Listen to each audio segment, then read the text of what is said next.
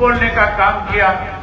ये कह करके प्रदेश के लोगों के बीच में गए थे कि हम चौधरी देवीलाल जी की नीतियों को आगे बढ़ाएंगे और ये कहते थे ये जो 75 पार वाले इनको जमुना पार करेंगे। और यहाँ तक भी झूठ बोलते थे और कहते थे कि जाट आरक्षण आंदोलन के दौरान भारतीय जनता पार्टी की सरकार ने जिन 32 नौजवानों को कत्लेआम किया है हम उसका जांच कराएंगे। कत्लेआम करने वाले भारतीय जनता पार्टी के लोगों को और उन अधिकारियों को जेल की सलाखों के पीछे भेजेंगे जिन्होंने ये गलत काम किया है। आप लोगों ने विश्वास कर लिया, भरोसा कर लिया कि चुनाव लड़ना है, बैठना नहीं है। हम फॉर्मेलिटी के तौर पे तुम्हारे से आकर के रिक्वेस्ट करेंगे, मानना नहीं है। आप चुनाव लड़ो, जितना पैसा चाहिए हमारे से ले लो। अगर चुनाव हार भी जाओगे तो सरकार मेरी बनेगी और मेरी सरकार बनने के बाद तुम्हें ऐसे पदों पे बैठा दूंगा जो एमएलए से भी ज्यादा ताकतवर होंगे। और उस सर्वे की रिपोर्ट में बड़ा खुद करके सर्वे करने वाले लोगों ने लिखा था कि कांग्रेस पार्टी ने अगर सिटिंग 30 के 30 एमएलए को टिकट दे दिया तो 30 में से 16-17 हार जाएंगे। उनके हार का कारण भी लिखा था कि क्यों हारेंगे।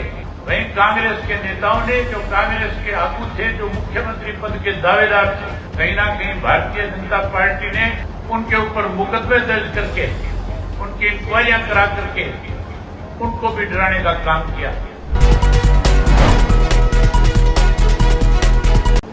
उचाणा विधानसभा क्षेत्र जो सदैव चौधरी देवीलाल का गढ़ रहा, जिसने सदा चौधरी ओम प्रकाश चौटाला को ताकत दी, आज फिर से एक पूरे प्रदेश में संदेश दे दिया कि उचाणा हल्के ने एकत्रित होकर के फिर से प्रदेश में बदलाव के लिए एक बड़ी पहल करने का काम किया। इसके लिए भी आप सबको बहुत बधाई है। साथियों, प्रदेश के लोगों ने तो फंड बना लिया था 2019 के अंदर भारतीय जनता पार्टी को सत्ता से बाहर करने का। आपको याद होगा 2019 के चुनाव के जब नतीजे आए थे, जो भारतीय जनता पार्टी नारा देती थी कि हम अब की बार 75 पार करेंगे, वो केवल 40 सीटों पर सिमट करके रह गई थी। 50 सीटें विपक्ष की जीत करके आई थी, जिसमें कांग्रेस भी थी, जेजेपी भी थी और मैं भी जीत करके आया था। हम सबका फर्ज तो ये बनता था कि इकट्ठे होकर के भाजपा को सत्ता से बाहर करके प्रदेश के लोगों को ज्यादा से ज्यादा सुख सुविधाएं प्रदान हो, उसके लिए फैसले लेते। लेकिन बदकिस्मती थी हमारे प्रदेश की, कुछ ऐसे स्वार्थी लोग जीत करके आए थे जिन्होंने प्रदेश के लोगों को बरगलाने का काम किया, झूठ बोलने का काम किया। ये कह करके प्रदेश के लोगों के बीच में गए थे कि हम चौधरी देवीलाल जी की नीतियों को आगे बढ़ाएंगे और ये कहते थे ये जो 75 पार वाले इनको जमुना पार करेंगे। और यहां तक भी झूठ बोलते थे और कहते थे कि जाट आरक्षण आंदोलन के दौरान भारतीय जनता पार्टी की सरकार ने जिन 32 नौजवानों को कत्लेआम किया है हम उसका जांच कराएंगे। कत्लेआम करने वाले भारतीय जनता पार्टी के लोगों को और उन अधिकारियों को जेल की सलाखों के पीछे भेजेंगे जिन्होंने ये गलत काम किया है। आप लोगों ने विश्वास कर लिया, भरोसा कर लिया और 10 सीटें जीत करके दे दी। उनका फर्ज तो ये बनता था कि चौधरी देवीलाल की नीतियों को आगे बढ़ाते, बीजेपी को सत्ता से बाहर करते, खुद सत्ता में आते। लेकिन स्वार्थी थे, अपना स्वार्थ पूरा करने के लिए चौधरी देवीलाल की नीतियों को भी उन्होंने बीजेपी के गिरवी रखने का काम किया। उनकी गोद में जाकर के बैठ गए और 4.5 साल तक सत्ता में बैठ करके मलाई खाने का काम किया। दोनों हाथों से प्रदेश को लूटा। हम लोग आपके बीच में आते थे, कहते थे ये बड़े स्वार्थी हैं जिन्होंने चौधरी ओम प्रकाश चौटाला की पीठ में छुरा घोंपा है। जो चौटाला साहब के नहीं हो सके वो कभी भी तुम्हारे भी नहीं हो सकेंगे। लेकिन आपने विश्वास कर लिया माजरा जी कह रहे थे, बता रहे थे कि मैं आ रहा था तुम्हारे बीच में, कह रहा था, मेरी बात पे विश्वास नहीं किया, तुमने कहा कि हमें चौधरी देवीलाल का दूसरा रूप नजर आ रहा है। जितने दोषी वो लोग थे, जिस तरह का चौधरी देवीलाल की पीठ में उनकी नीतियों को गिरवी रख करके, चौटाला साहब की पीठ में छुरा घूम करके, आप लोगों का विश्वासघात करके सत्ता में आए, 4.5 साल मलाई चाटी इस प्रदेश की, और 4.5 साल के बाद बीजेपी वालों ने भी सत्ता से बाहर करने का काम किया। साथियों, उसी वक्त लोगों ने फैसला कर रखा था, मन बना रखा था कि 2024 का जब चुनाव आएगा, हम इन स्वार्थी लोगों का सफाया कर देंगे। लेकिन 2024 के अंदर जहां आपने उनका सफाया कर दिया, वहीं कांग्रेस के नेताओं ने, जो कांग्रेस के आगू थे, जो मुख्यमंत्री पद के दावेदार थे, कहीं ना कहीं भारतीय जनता पार्टी ने उनके ऊपर मुकदमे दर्ज करके, उनकी इंक्वायरियां करा करके उनको भी डराने का काम किया। मैं कहता था उस वक्त कि हुड्डा साहब जो है भाजपा से मिलकर के प्रदेश को कमजोर कर रहा है। आप लोगों को विश्वास नहीं होता था।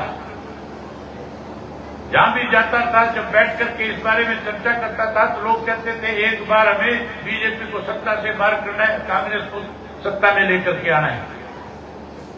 आपका मन तो था कांग्रेस पार्टी जीत करके आए, सत्ता में आए, बीजेपी सत्ता से बाहर हो जाए। लेकिन साथियों, भूपेंद्र सिंह हुड्डा नहीं चाहता था कि कांग्रेस की सरकार बने। उसको इस बात का भी डर था कि अगर कांग्रेस सत्ता में भी आ गई तो तेरे को कोई मुख्यमंत्री नहीं बनाएगा, तेरी जगह कोई तीसरा नाम आ जाएगा। और उस दिन और ज्यादा घबराहट पैदा हो गई थी जिस दिन वीरेंद्र सिंह के लड़के को अचानक से टिकट राहुल गांधी ने दे दिया था। साथियों, मुझे याद है जब चुनाव आया था तो हमने अपनी पार्टी की तरफ से सर्वे कराया, बीजेपी ने कराया, कांग्रेस ने कराया, और उस सर्वे की रिपोर्ट में बड़ा खुद करके सर्वे करने वाले लोगों ने लिखा था कि कांग्रेस पार्टी ने अगर सिटिंग 30 के 30 एमएलए को टिकट दे दिया तो 30 में से 16-17 हार जाएंगे। उनके हार का कारण भी लिखा था कि क्यों हारेंगे। हार का कारण था कि जिन लोगों ने उनको चुन करके भेजा था, जहां उन लोगों के सुख दुख में उनको शामिल होना चाहिए था, वहां उन्होंने उनकी अनदेखी करी थी। इसलिए लोगों ने फैसला किया कि चाहे किसी को वोट देना पड़े लेकिन इनको नहीं जिताएंगे। जब ये रिपोर्ट आ गई तो बीजेपी वालों ने ईडी के माध्यम से हरियाणा प्रदेश में अलग अलग बिल्डरों के घरों पे छापे मरवा दिए। और छापे मारे जब गए थे तो एक पार्सनाथ नाम का एक बिल्डर था, उस बिल्डर के घर के ऊपर ईडी के लोग जब गए तो उसके घर से भूपेंद्र सिंह हुड्डा के किए हुए दस्तावेज मिल गए। उन्होंने हुड्डा के खिलाफ मुकदमा दर्ज कर दिया। ईडी वाले जिस किसी के खिलाफ जब पर्चा दर्ज करते हैं तो उसको अरेस्ट भी कर लेते हैं, गिरफ्तार भी कर लेते हैं। लेकिन हुड्डा को गिरफ्तार करने की बजाय साथियों उसको ये समझाया गया कि अगर जेल की सलाखों के पीछे जाना नहीं चाहते, जेल से बचना चाहते हो तो फिर जाकर के बीजेपी के नेताओं से मिलो। हुड्डा रातों रात जाकर के अमित शाह से मिला। अमित शाह से कहने लगा, बताओ मैं आपकी क्या सेवा कर सकता हूं, मैं आपके क्या काम आ सकता हूं। अमित शाह ने कहा, एक ही काम करो, अगर जेल से बचना चाहते हो तो अपने सिटिंग 30 के 30 एमएलए को पहले टिकट दे करके आओ।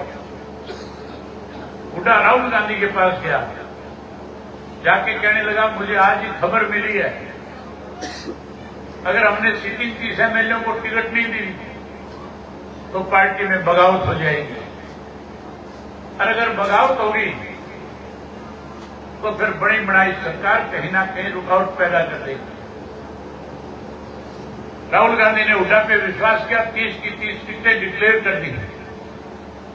अगले दिन मनोहर लाल खट्टर ने बयान दे दिया कि अब हमें सत्ता में आने से कोई नहीं रोक सकता, क्योंकि सर्वे की रिपोर्ट में साफ लिखा हुआ था कि अगर 30 को टिकट दे दी 17 हार जाएंगे। भाजपा के लिए रास्ते खोल दिए। जहां भाजपा के लिए रास्ते खोलने का काम किया, वहीं राहुल गांधी ने जिनको अपनी मर्जी से टिकट दिया था, जो हुड्डा के खिलाफ थे, जो हुड्डा को चाहते नहीं थे, जो हुड्डा को रड़कते थे, जब उनको टिकट दिया तो हुड्डा ने उनके खिलाफ भी बागी उतार दी। दूर जाने की जरूरत नहीं है, 9 लोगों का है, जिनमें से एक आपके उठाने वाला भी।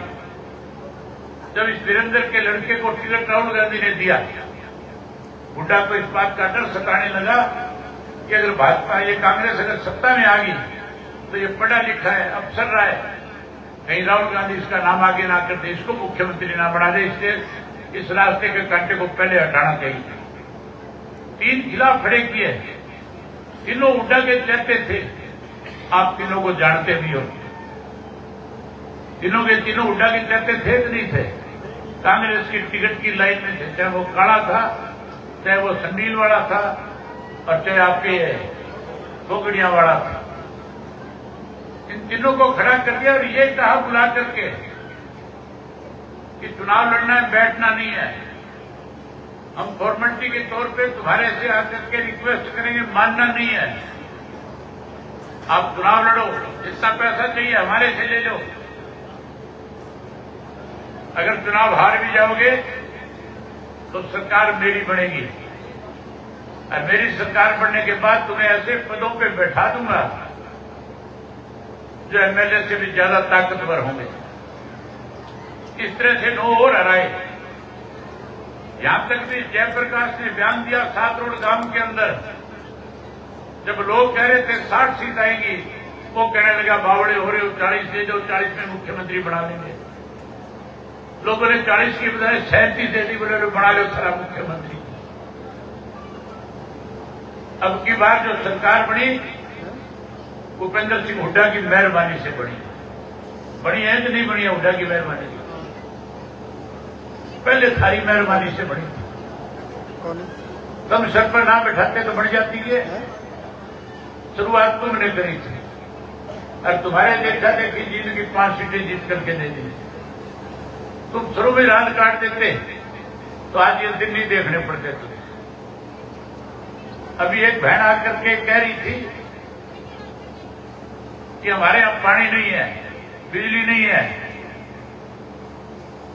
और बहुत सारी समस्याएं खटखड़ गांव की बता रही थी। जब चौधरी ओम प्रकाश चौटाला मुख्यमंत्री था तब ये समस्याएं नहीं थी, तब ठीक है ये समस्याएं। पीने का पानी की तो शायद बस तुम अपनी गलती ने सुधार लो। अगली बार इंडियन नेशनल लोकदल पार्टी जिसको टिकट देके भेजे उसको जिता दियो, ये सारी समस्याओं का समाधान रातों रात अपने आप हो जाएगा। किसी को कहने और करने की जरूरत नहीं पड़ेगी। माजरा साहब कह रहे थे एक बार समय देकर के देखो, आर पार करना आता है। बीच की बात नहीं रहने दूंगा, ऐसा जुगाड़ दिखा दूंगा, सारी 7 पीढ़ी याद रखिए। साथियों, इस बार हुड्डा ने बढ़ाई, और अब तो हुड्डा ने इस बात पे मोहर भी लगा दी कि मेरे रहते हुए कांग्रेस में भारतीय जनता पार्टी की सरकार सत्ता से बाहर नहीं जाएगी। अभी राज्यसभा का चुनाव था, 37 एमएलए थे, 30 की जरूरत थी। कह तो ये रहा था 39 वोट आएंगे। मेरे लिए कहता था अभय सिंह बीजेपी की मदद करेगा। मुझे जब पत्रकारों ने पूछा, मैंने साफ कहा था हुड्डा मेरे से वोट मांगता नहीं, बीजेपी को देता नहीं। इसलिए लोग जो कहेंगे, लोग जैसा फैसला लेंगे, लोगों के साथ खड़ा हो जाऊंगा। प्रदेश के लोगों की जन भावना थी कि ना कांग्रेस के साथ जाओ ना बीजेपी के साथ जाओ, अपनी ताकत बढ़ाओ, अपने साथियों को मजबूत करो। मैंने वही फैसला लिया, अपने दोनों एमएलए को कहा कि तुम वोट डालने में नहीं जाओगे। ये देश के इतिहास में पहली बार है किसी विधायक ने जाकर के राज्यसभा में अपना वोट पोल ना किया हो, किसी पार्टी ने वॉकआउट किया हो। केवल आपकी पार्टी है जिसने वॉकआउट करके लोगों की भावनाओं को मन जीतने का काम किया है। वहीं हुड्डा के जहां 39 की बात कर रहा था, मैंने पहले बता दिया था इसके नो बिकेंगे, इसने नो बेचने का काम किया है। रात को वोटों की गिनती हो रही थी, बुढ़ा घर में बैठा नोट गिन रहा था। 20-20 करोड़ में एक एक बेचा है। 220 करोड़ रुपए नो के लेने का काम किया है। जहां इनके पैसे लेकर के बेच दिया, मोहर लगा दी। अब साथियों कहीं भी जाओ, बाजार में जाओ, अस्पताल में जाओ, रेलवे स्टेशन पे जाओ, मंडी में जाओ, गांव की चौपाड़ में जाओ, कहीं ताश खेलने वाले 4 व्यक्ति इकट्ठे बैठे, राजनीतिक बात चली, सब एक ही बात करते हैं कि बीजेपी की सरकार अब की बार हुड्डा की वजह से बनीन बाबू बेटा ने नाश कर दिया। वहीं साथ साथ ये भी कहते हैं कि अगली सरकार चौधरी देवीलाल की नीतियों की बनाएंगे, चौधरी देवीलाल की इंडियन नेशनल लोकदल पार्टी को सत्ता में जाएंगे। आज आपको निमंत्रण देने आए हैं। वाजरा साहब ने आपको 27 तारीख का निमंत्रण दिया है। 27 सितंबर को चौधरी देवीलाल जी का सम्मान दिवस मना रहे हैं। अब की बार मेवात में मनाएंगे, पहले 25 को मनाते हैं। 27 का कारण है, मजबूरी है।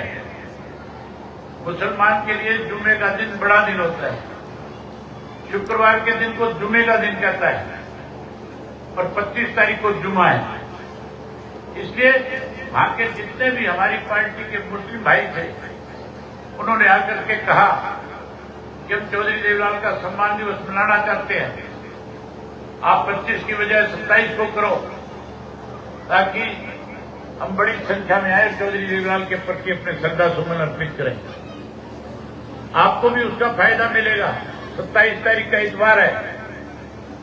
हमें स्कूलों की बसें मिल जाएंगी, साधन मिल जाएंगे, लोगों को छुट्टी होगी, ज्यादा बड़ी संख्या में आएंगे। जहां आपको निमंत्रण देने आया हूं, वहीं कहने भी आया हूं। आप आ जाना, जितने साधन आपको चाहिए, आपको साधनों की कमी नहीं आने दूंगा। जो साधन आप मांगोगे आपके पास पहुंच जाएगी। माताओं बहनों के लिए भी कोई कमी नहीं होगी, आपके लिए भी कोई कमी नहीं होगी। बस आप आ जाना। आओगे सारे? बहुत मेहरबानी, बहुत धन्यवाद आपका। हमारे साथ जुड़े रहने के लिए सब्सक्राइब करें देश रोजाना के YouTube चैनल को और नई वीडियो की नोटिफिकेशन पाने के लिए बेल आइकन जरूर दबाएं। अगर आप ये वीडियो Facebook या Instagram पर देख रहे हैं तो पेज को लाइक और फॉलो जरूर करें और ज्यादा से ज्यादा शेयर करें।